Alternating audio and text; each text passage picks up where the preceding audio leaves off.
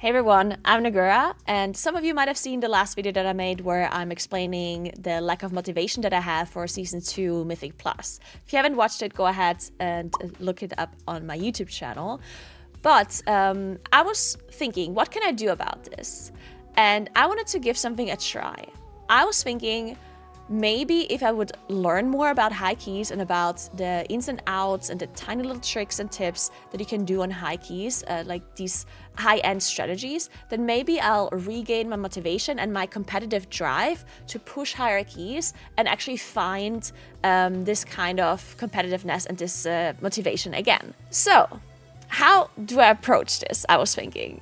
I do think it's difficult to learn these high key strategies if you're a little bit behind already in the season. So I was thinking I'm gonna ask some of my friends to potentially join me on my stream as I am pugging keys. And then as I'm pugging, they will explain things to me and it's like, oh, on this pool, there's this trick you can do. And if I have any questions as we go about certain mechanics the mobs are doing and the bosses are doing, then they can answer those questions for me. And this way I can really learn like the ins and outs of these keys.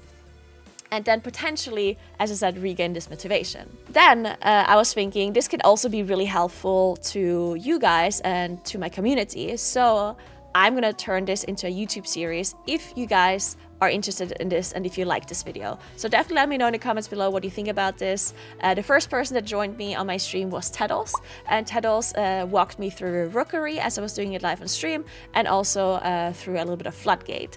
So let me know if you like this video and let me know if you want me to continue the series and if you potentially learned a thing or two. If you have additional information, additional tips that Tettles didn't mention for these dungeons, then I would be happy to read them in the comments below as well. And yeah, enjoy the video and have a good one. Okay, so I was thinking, like technically I would want to learn like every dungeon in some kind of like detailed way, but since that's kind of boring, and it's hard to like get all of that information in and also for you to remember everything. I was thinking I'm just gonna play a key to whatever key I get invited. And then as I play, you kind of like point things out and explain stuff. Okay. I don't know, unless you have a better idea. No, I think it's a decent idea. Okay, so do you think that while you're doing 15s, you're not getting enough information about what the dungeons actually do? Not really. I feel like there's many times, I think this is like a thing that happens when you're pugging. I just recently noticed this. When you're pugging, you do a pull and things happen, but you don't know really why, and you don't have anyone to ask, right? It's like, oh, I just took damage from something, you know? And if you're in a group and you're on voice, you can just be like, oh, what is doing AoE here, or what is like targeting me here, or whatever. And I'm sure somebody of the 5 people will know. But if you're pugging, it's kind of hard for you to figure out at the moment, and then afterwards you would have to like check locks or whatnot, and we all know that no one's gonna do that, so. Nobody's got time for any of that. All right, cue it up. I'm in. All right, so I guess for the next 2 hours, I'm gonna be in LFG. Is there any specific dungeon where you think there's like a lot of knowledge that people don't know generally? Like a lot of like detailed, in-depth tricks and tips or whatever? For like doing weird tech, I think Rookery is probably the one that has the largest difference between like what you're gonna do in a pug versus like what you're gonna do in like a really high-end group. Like on like a 17 or something like that, you basically are forced to do that jump skip. That one that's at the top of LFG that you see parasol, resilient parasol. That's what they're asking you to do. They're asking you to do like a jump skip at the very end of the dungeon. Yeah, exactly. I did that once already, or like one of my pug groups did it, and I had no clue that they want to do it. So I saw them jump off, and I just jumped off normally, and I was like, huh, where's everyone? And everyone was like, question mark, question mark.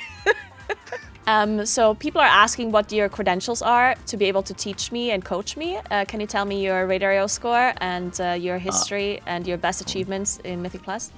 I am currently 3486 on NA, which is like 3550 on EU, because we have worse groups, so it's like a harder challenge to actually get high rating. Good points. My best achievement ever, hold on, Legion Season 7.3. I was the rank 17th DPS in the world, ranked 28th player in the world. Wow. Let me click. Hold on, how many Naguras did I lose to this season? Oh, I actually beat you this season. This is very rare for me. Ooh. Oh, you probably weren't playing this season. Alright, so on this first poll that everyone does the same in Rookery, You stand on top of that. You see that house that's like right in front of you? Stand on top of that. You don't have to dodge anything. Like the bottom one? Like that. This one. Yeah, the bottom one. Yeah, you just like stand up here and you don't have to dodge anything.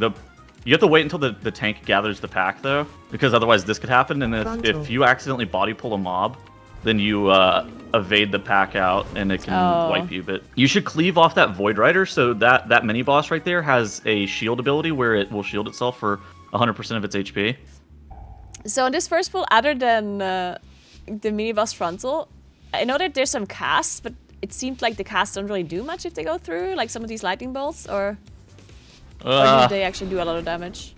Depends on the level. You normally get one shot, 100 to 0 if you get hit by 2 of them at the same time. It requires 2 of them to kill you. So if the guy casts a frontal towards me here, am I still safe on the house? Yeah. So when you're pugging, do you also only use your solar beam if the cast is on you? Frontal. No, I tend to use it when I think I'm supposed to. Right, most takes go they'll go like Chaos Nova, Silence Sigil, and then like I'll be like looking at other people's kicks and I'll beam. that is a lead. If it's on me, that's a you know what? I think you're making a good point here. Okay, so now we have that Stormrook guy that does the AoE. Yeah. So this pull, you see, there's 2 caster mobs. There's the Thunder and the Rook Tender. The Rook Tender, it's like a 25-second kick, but what it does is it applies an enrage to the Stormrook that we just soothe off instead. So we can just like use that as our interrupt. It makes the mob do like, I think it's 20% more damage or something like that. So the enrage isn't great to keep up on the mob, but it's possible if your healer is, has pretty big cooldowns. Yeah, I saw that enrage a few times, and I had to read it because sometimes enrages are actually like making the mob take more damage, right?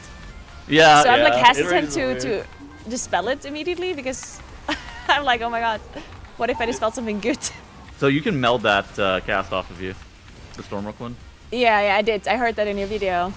To be fair, I actually already knew that because a lot of the channels, like something that channels damage on you can almost always melt it off, right? So.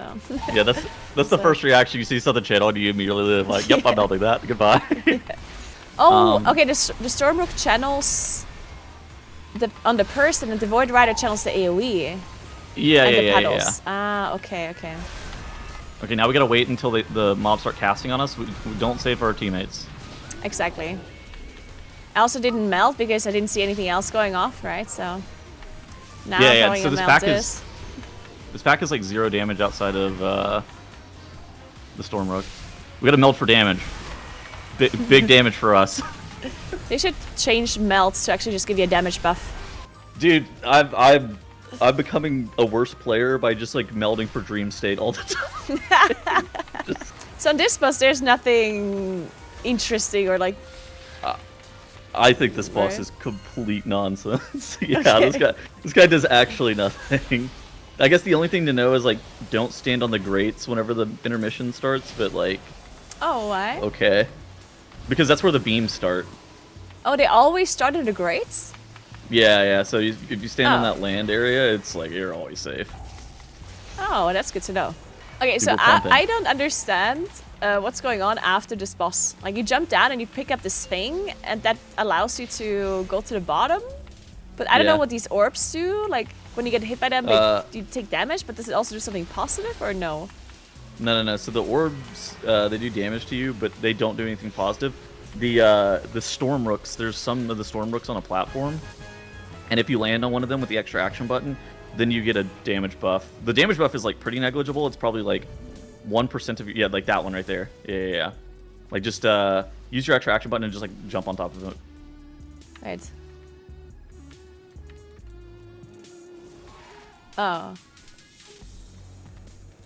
Okay, well that was underwhelming, I guess. So this pack here, I don't think we like. I rarely ever pull this in a pack. This was like the first time I saw this in a while. Yeah, you need more count with the skip that you do at the very end. Okay. So this thing that I have here, this fixate. Oh like yeah, circle. this thing. Who does we can that? meld this, and it's the Void Diffuser. We could meld that and have it recast onto other people. You can also LOS it too. Whenever the Void Diffuser is doing that, or when it casts finishes. Whenever the cast finishes, yeah, whenever the cast finishes. Okay. And it'll recast, and like there's specific cases where you want to LOS it, whenever he's doing that big AoE suck, and if you're like kind of low, or you're getting targeted by a crusher at the same time, you just kind of dip out of line, and it just cancels everything. Does the drawing do damage? Yeah, it does like slightly. It does a little bit of AoE. Okay. And the crushers just jump on you. They do a tank. They're actually very dangerous for your tank. They're they put like a heal reduction, stacking heal reduction on your tank, and that can be problematic. Normally, it's an issue at the very end of the dungeon. It's normally not a problem like right here because they're not taking too much damage from anything else. And the jump cannot be interrupted by any kind of CC or anything. It's just like line of sighting or. It can be interrupted by CC. Oh, it can be interrupted by it can be interrupted by thunderstorm. It can be interrupted by shockwave knockup. It can be interrupted by Ursul's vortex. There's some things that can interrupt it. Yeah. So you have to be far enough away with vortex, I guess. Like if you're in melee. Yeah. And these oracles, like are they the ones that put this weird curse on people? Yeah. So the curse is just it's a little bit of it's a small dot, but it's the ground effect is the dangerous part. Sure. That pull that you just did is by far the hardest pull in the dungeon. Yeah, that seemed a bit sketchy. I don't even know what I died to. I guess just a lot of damage. I think you got chain lightninged by your ally shaman. Oh. Wait, how do you get chain lightninged? That circle is it's got that's the arc lightning. I think he clipped you with it. Alright, so this boss I never understand how people want to play it. Because you want the debuff to be on your tank as many times as possible, right? But not with the debuff though, right? You do. Oh, okay. Like I think you want the debuff to go on your tank as much as possible. No, I mean like the increased damage debuff, not with that one, right? No, you'll put it back on him. This fight doesn't do anything aside from that for him, so he'll just take it. Oh, so you always give it to tank someone else, tank someone else, tank someone else? Yeah, so the situation like here, unless it was okay, so DK can AMS it and it goes away. That's I guess if our AMS is up, you should just like give it to him immediately. And he'll AMS it off. But yeah, you just bounce it to your so like say you get it on you, or say anybody else gets it on you except for the DK. They would go, you would drop it on the tank, then the tank would bounce it to the melee DPS, and the melee DPS would bounce it back to the tank, and then it's gone. And that's the easiest way of doing it every single time. Now, if it starts on the DK, somebody has to move into melee. And the worst application is always the one right before he jumps, right? Because it does, like the jump does damage plus the dot be doing damage, right? Yeah, that's the only way that you can actually die is if you have the dot and the leap at the same time. And but I mean that's a healer thing. Yeah, everything's a healer thing, actually. Yeah, that's right. Amen. I think we're onto something now. Yeah, I think you're getting the hang of it. Going back again to these, like the oracles, because they also have this cast. What is the cast like? Super deadly or no? Like lightning bolt or something, right? It's void bolt. So individually, it's not deadly. It's kind of like the thunderers, but the problem is like the void diffusers and the crushers do so much damage that are with the oracles. But so it's basically like if a cast goes off from the oracle, you're probably dying. Somebody's gonna die. Mm-hmm. And this ascendant guy, he does the orbs that you have to dodge, and this void bolt thingy, is that the same as the oracle's void bolt? Like a single target nuke, or is it something else? Yeah, it's a single target nuke. He also puts a thing called Feasting Void on your party, which is a heal absorb. Man, okay, I tried to line of sight, but my camera angle is absolutely horrendous over here, so fuck it. Alright, so now we're doing this fancy jump. Yeah, now it's time. You can. I would go around to the other side. I think that's the easiest way of doing it on Druid without messing with the umbrella. Because if you walk all the way around, where I am. Oh yeah. You can see where you're going.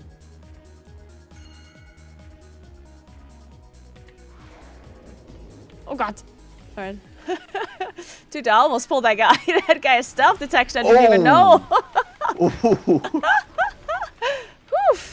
It's all good. It's all good. We didn't pull him. Yeah, that was all intended. That's why we always go cat. We go this stealth. That's exactly why. What is this void extraction thing? So the void stone, he does Dodge. He does like damage whenever he hits 40% HP. So like on these pulls, especially the ones where you're doing the double ascendant, you just want to be like hard focusing down an ascendant. Can you explain the skip that we just did again when we jumped down? Like how you usually do it when you don't have wild charge? So there's a toy that you can get from either like I bought one off the trading post. You can get it from like Ravendreth. It's any of the parasol toys, and basically they just like give you slow fall, controlled slow fall. What does control for like slow 20 mean? seconds. Like you slow, but you can control your character properly, basically. You can move your character midair. Okay. It's like you're Mary Poppins. You just like fly down. Okay. I'm Mary Poppins, y'all. Because what is it you want to skip here? With, are you skipping like a void stone? Yeah, the void stones. They're really. So the civilians aren't that good a count, and that void stone is like really bad count too. All right, and then this stupid boss. Okay, so we're depleted. Wait, we're depleting this? Yeah. We don't have time. So there's 2 ways that you can kill this fight. There's the first way, which you can speed kill it in 3 phases, which, maybe it's possible, but I don't know if these people are gonna do it. Where you you'd go incarn on the vulnerability phases, and we have to like start with like an incarn charge on pull. But you can like 3-phase the boss, and that's like a 4:30 kill time. But the 4-phase on the boss is like a 5:15, 5:20 kill time. But so the way this boss works is like it has a speed shield, right? And the shield is basically displayed by the energy, right? I don't think the shield is displayed by the energy. You have a weak aura that in the top left that says shield and it has the value on it. Defensive. Okay, so the energy is unrelated. The energy is what causes the abilities. So I think the energy is the tank frontal. I'm not 100% sure though. And then once that shield gets broken, then the boss is taking 100% more damage for 20 seconds. And so it's kind of like somewhat similar to great crystals. Like Ingra or something, where you have to kill the shield. Like if everyone saves their cooldowns for the shield, then this other phase is going to take forever. But at the same time, you do want to make sure you save some shields to not get an extra phase or something. Yeah, it's kind of like that. This fight sucks. I hate this boss so much. Yeah, okay. There's absolutely nothing going on this boss, right? Like it's just don't fail the crystals, I guess. Yeah, don't fail the crystals. The dispel can actually be a bit dangerous. So that's why you'll have that's why your healer plays in the middle, so they can always just like have range on people looking to dispel. If you have to play like a ranged DPS and you're off to the side as well, you can like grief your healer a little bit if you're playing too far. I think this is by far the worst boss of the season. I think this guy sucks. This does seem like a pretty bad boss fight, yes. the fact that you walk up to the boss and it's just like, and I'm just like, yep, you're gonna deplete this. Is really cringe. Actually, hold on. Maybe we can do it. Yeah, I believe. Hold on, hold on. I'm no longer hate watching. I think we win this. Okay, we got it. Easy, I can't believe you didn't believe, Tettles. You're coaching me through this key. Of course, I'm timing it. That's right. Great work, everybody. All right, well, I learned a lot of stuff. That was pretty valuable, I think, if I just remember it all. That's always the biggest problem. I guess I have one question. It's probably my gear, I guess, right? But I'm honestly wondering why they're playing Moonkin sometimes. Like, I don't know if you have better gear, if you're actually going to be competing with damage like Unholy or Elemental Shaman or whatnot. But whenever I do keys with Unholy or like a Hunter or Mage, like, I don't know, I feel like I'm not competing with their damage. I'm wondering why is everyone playing Moonkin? Is it Mark of the Wild? It is Mark of the Wild mostly. Your gear also sucks. You're also not doing high enough keys. Yeah, I'm gonna be honest. Yeah. Like even 16s are too low for Moonkin. Moonkin is like a spec that like lives in 17s or 18s damage wise, just because like you need the trash to live long enough. I mean that comp right there was completely grief for your damage. All 3 of your specs are basically Parse Lord AoE monkeys who don't care anything about single target or prio damage at all. So for the next dungeon, I think for me it makes sense to go with like a newer dungeon because some of the old dungeons I still know a lot from previously anyway, you know. Both Floodgate and Priory, I think, are very complicated. I think that like team play in both Floodgate and Priory is going to be way different than something like, Theater Pain. Theater Pain's going to be like the same route for pretty much every single key. Like you're going to... All right, so we got this is a Priory, right? No, Floodgate? Fuck, what is Waterworks? Yeah, it's Floodgate. Dude, just like me, I actually didn't know what we got accepted to. You just hit accept. You're like, yep. Yeah, so let's go. I applied to this dungeon. That's what I did it. Yeah, Floodgate is actually a dungeon I know very little about because for some reason I never get invited to this key ever. I don't know why. It's so strange. This place is hard. I would say there's like a 25% chance that we wipe before the second pull, and there's probably a 50% chance that we wipe on the boss. But if we get past both of those things, then we're chilling. So on the first was- pool, a lot of people told me, "Oh, stand on a safe spot. Stand on a safe spot." Is that a thing, or It's the boxes. the ones that you click on after? Yeah. Ah, okay. So this first pull is actually really scary because you're playing double caster. The caster themselves, they're not dangerous, but the easy throw dynamite cast, it like almost has to get desynced, you know, so like really high end groups, they're going to desync the easy throw dynamite pretty consistently to where you're not able to get one shot, but if it goes and like somebody gets double selected with the easy throw dynamite, they just die 100 to 0. Wait, what's the throw dynamite? To like a non-interruptible ability by the... So he just throws it at a person, like it does instant Yeah. damage, basically. It's like a shoot. Oh, and gonna- you can disrupt it or interrupt. It's just disruptible, yeah. Does it do physical? Pulling it up. Yeah, it's fire. Okay, fuck. So like I like almost always open up with bark skin on this pull because there's a chance that you just get picked with double dynamite and die. Oh my god, we're going to Demolitionist Duo first. Oh my god, this is based. EU I haven't pucks, even- man, EU pucks. Dude, I haven't even played this. I saw some Chinese team had like rank 1 speed on like a 17 Floodgate with this route, and I was like, this is based. But I haven't played it before. You really want Lust on Big Mama most of the time, so teams were like holding Lust for like 4 or 5 minutes to where they could get Lust on the boss. But then people realized that was not possible, or not like really feasible to do. And so then some teams were starting to go the duo boss first, and then just going straight to Big Mama after that and lusting the boss. Wait, we're Dude, skipping, these EU pugs are bubbles built as well. different. All right, so in the first pool, there's nothing really going on. The Surveyor, that's the guy that I have to watch out for the The dynamite, yeah. dynamite. The beam is interruptible. What does that do when it It's just a channel, damage channel? It's a damage channel, puts a fire patch underneath your feet too, which can do damage to you. You're not kicking that. It's like a one, I think it's a 20-second interrupt. So I think it's like a mage. It's like a mage in your... It's like, you know, your shaman, your demon hunter are going to kick. You're just going to stand there. And the Shredder's frontal, does it always go towards the tank initially? Yes, it's always aimed towards the tank initially, and then if you have a Ret Paladin in your group, it's bugged to not move, and then it will immediately do all of its movement in one swoop, killing people in the path. But if you don't have a Ret Paladin in your group, which don't invite Ret Paladins because fuck Ret Paladins, but if you don't have a Ret Paladin in your group, then it works properly. So here, when he gathers the first pull, I can just moonfire it, right? Like I'm not, because I've done it so far, but sometimes I do get a little bit of aggro. He should have threat on like the first 3 mobs or first 4 mobs there. All right, so on this box, do you just do this? Okay, I made it up at the end of the pool. yeah, exactly. So, but then you have to jump to the right side on top of the taller one. Ah, I see. Okay. But yeah, then you could plant and cast. Wait, I'm stuck. Like that's also a pull where I always use my meld for padding too. Yeah. not if I get threat though. Oh fuck! Dude, I didn't even hit that crab. I didn't do anything to this crab. Yeah, your Giga Zap cap dog shit trinket pulled it. Oh fuck! Did it actually? Yeah, it procced on it, ripped it off the thing. That is so messed up. That's not our fault because our Demon Hunter tank should have had more threat on the pack, but he doesn't because he's a Demon Hunter tank. Oh, I see. So it's Blizzard's fault, is what you're trying to say. Anything threat related this season, I'm just gonna blame fucking Blizzard. Threat. People are wearing the BFA threat reduction cloak enchant right now. What? Yeah. Oh my it is. god. Wait, that's insane. I mean, threat is awful. Like, what is the scaffolding that happens sometimes? So the scaffolding is an ability from the architect, and it makes the architect take 99% reduced damage while he's on the scaffolding. Oh. Yeah. Realistically, like you just want to like starfire off the scaffolding if it's up, and then like starfire off the architect whenever he's on.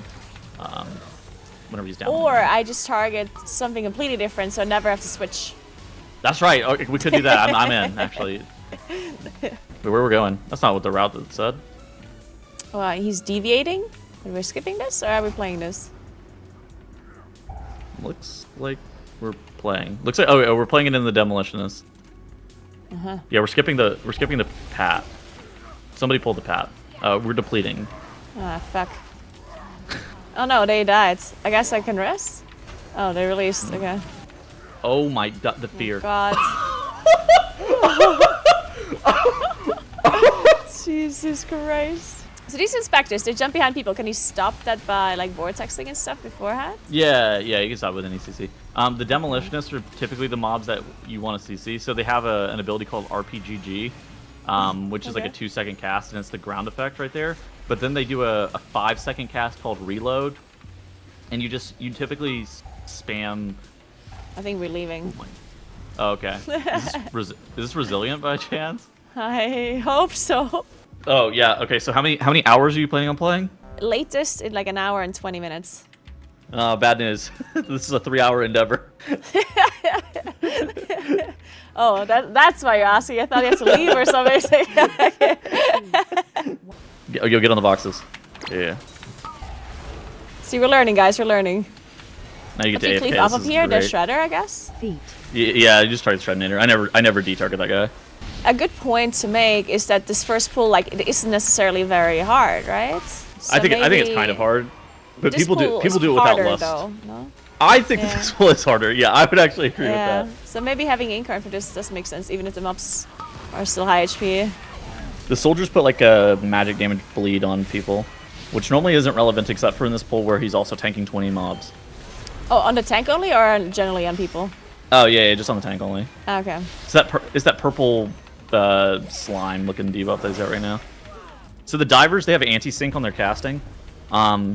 So you just kind of play whack-a-mole with the kicks. It's kind of like the gosh, what were they? The warlocks in Grim Patrol last season, where you would just like have people, you would call somebody to kick, and they just like have to tab and kick the mob that was casting there. That's what you'll do with the divers here, Oh, because only one of them can cast harpoon at a time. okay. Oh my god, we got another incarn for this. This is sick. Yeah. Hold on. So the harpoon is what you want to interrupt, right? Because it like grips you into bombs or whatever. Yeah, it puts it puts a pretty sketchy dot on you too. Ah. If you get the harpoon dot at the same time, you get the architect nail gun dot. It's pretty sketch. But yeah, like it's one of those things that, like, assuming that you play whack-a-mole with your kicks, you should be able to kick every single one. Sometimes, I guess what I could do Frontal. more often is try to proc mushrooms on them for slow. Oh shit, we're dead. Frontal. Oh, the tank. Oh no. Oh, we're kiting? Oh my god. There's no way we recover this, right? No, we lost our shaman died, so we didn't have kick anymore. Honestly, this How's the could've gone timer worse. in this dungeon? Is it okay? It's pretty tight. I don't think it's like super tight on like a 16. Like I think that you guys are like pretty geared relative to 16 timers right now. So I think you should be able to time it even with like this much of a mistake. The timer in here is not like that free. There's like a couple dungeons that have pretty free timers, like Theater of Pain and Dark Flame, I think, are pretty lenient on the timer. Motherlode obviously has an insanely easy timer. But I think the rest of the dungeons are like kind of tight. I would never detarget Bront, by the way. I would always leave that guy targeted like the entirety of this. Dodge. Is there any like That's- specific bombs you want to dispel with the No, debuff just- versus? Okay. I mean, The ones that Not are maybe really. out of the way or harder to get with a line, I guess. But so yeah, like realistically, you don't want to do the ones in melee. Targeted. So the Targeted. shooter mob, Dodge. he's a quick fuse or whatever. She doesn't really move. So if you get the gel on you, like especially if you have a melee, like we don't have melee in this comp, so I don't really care. But if you have a melee, realistically you want to get like the furthest ones out with the gel, and that way, and then if you get really good Targeted. lineups with Bront, then he can like Targeted. be dashed straight back into Dodge. like the wall on the near side, and like have your melee continue to like 2-target cleave the entire time. But yeah. again, with our comp, we don't care. Like we're just our people are just AoE in the entire time anyways. What kills you here? Just the applicate, like the debuff application, I guess, does a lot of damage, or dispel, or whatnot. She applies the debuff and then she does a quick shot ability. She can line that up on the exact same player, and sometimes that can just like, kill you. Dude, I love how somebody in your chat goes, "I'm confused. How are you doing 16s without knowing how to do the boss?" Well, So here's the it's thing. interesting. Because, Whenever yeah, you explain. You explain. Whenever you play this game at a high level like Nagura has for the last 20 years, you don't necessarily need to know what the mechanics very specifically does to know how to play the fight. Like playing a fight is very different than like knowing what all the mechanics are in a dungeon. So like, she knows don't get hit by the Bront charge, oh, these bombs here. She notices somebody gets she blows them up with the charge. She's like, okay, well I'll do that next time too. It's just like if you see somebody do it, you just like kind of copy them, and then you're like, oh, yep, this is how it's supposed to be done. You can just wing it. Like if you're good enough, you can truly just like wing it. It's actually funny because there are like so many things I don't know, but I can, you know, like I pucked 15s. I wasn't. A lot of people just think, oh, Yeah. so you're being carried, but no, like I actually just pucked all of these keys, and I still don't have the knowledge because some of the things are just pretty obvious. And I'm a damage dealer, right? Like obviously, Yeah, as a healer, exactly. as a tank, you would need to have a lot more knowledge to be able to do these key levels. So like this pack right here, it's got 2 Demolitionists, which cast an ability on the ground that translates really well, and you just dodge them. The Inspectors do a surprise inspection that casts an ability on the ground that you just dodge. Like you don't need to know the mechanics to know that, okay, I should not stand in that. You just walk out of it. That's just like the normal WoW player experience where you're just like, yep, that's a bad mechanic. Get out of there. And then obviously if you want to do like hierarchies, if you want to get rank 1 or whatever at some point, then I would have to learn all of this info. And that's why I'm here. And that's why Tettles is going to teach me, and we're going to be able to get rank 1 in no time.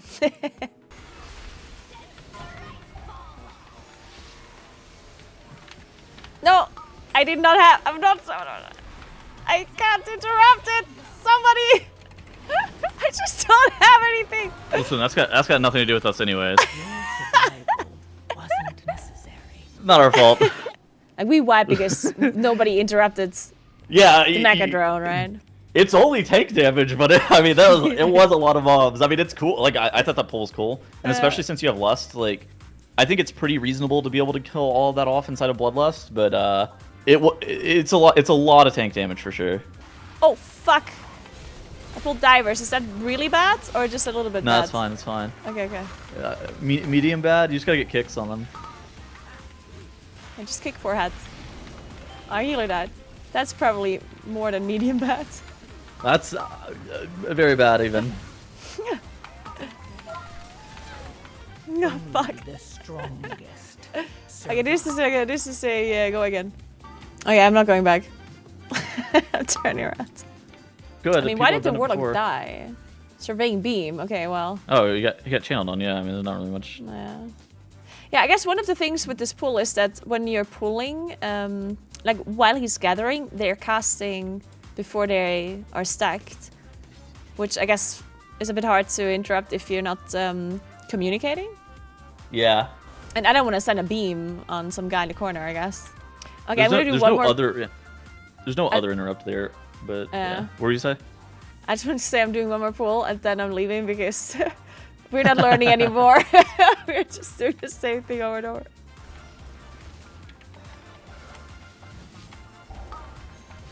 Frontal. Oh my god, I actually got gripped! Oh, Amazing. blessed. Yeah, now we meld for damage. No. That's not happening.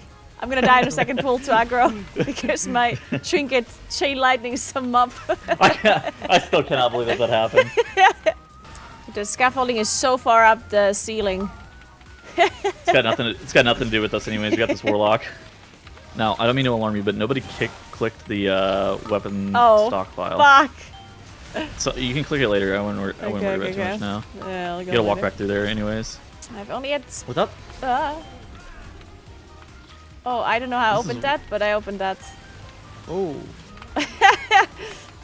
Help! Why? Why? Press Y. I don't know. I'm so dead.